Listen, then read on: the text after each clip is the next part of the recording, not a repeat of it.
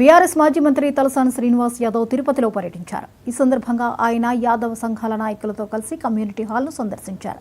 తిరుపతిలో ఎక్కువ యాదవులందరూ కమ్యూనిటీ హాల్ను నిర్మించడం శుభ పరిణామమని కొనియాడారు.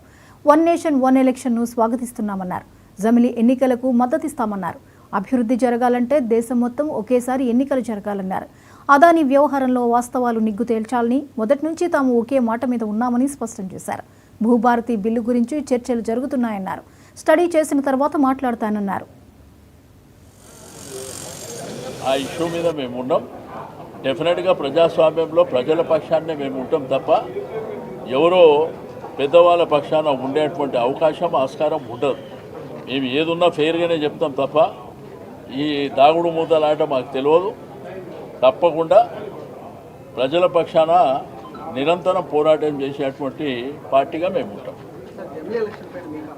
జమిలీ ఎలక్షన్ సంతోషమే కదా. జమిలీ ఎలక్షన్ అనేది వన్ నేషన్ వన్ ఎలక్షన్ అనేది చాలా అత్యంత అవసరమైనటువంటి, అంటే ఎప్పుడో 1947 ఆ సందర్భాలలో జరిగినటువంటి పరిస్థితులు కాలక్రమేణా దారి తప్పిన ఎలక్షన్లని.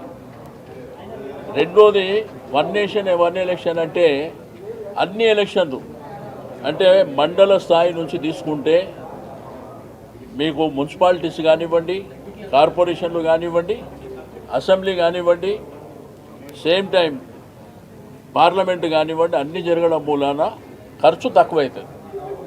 రెండోది గవర్నమెంట్ అనేది బ్రహ్మాండంగా పర్ఫామ్ చేసుకోవచ్చు. మీకు అందరూ తెలుసు, ఒక గ్రాడ్యుయేట్ ఎలక్షన్ వస్తుంది, లేదు ఒక బై ఎలక్షన్ వస్తుంది, లేకపోతే ఏదన్నా మున్సిపల్ ఎలక్షన్స్ వస్తాయి. 5 నెలల వరకు కోడ్ ఉంటుంది. 5 నెలల వరకు కోడ్ ఉంటే ఏం యాక్టివిటీ చేయడానికి రాదు.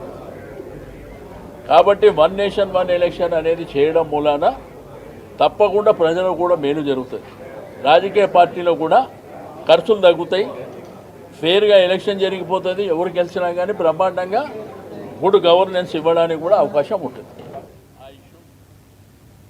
తూర్పుగోదావరి జిల్లా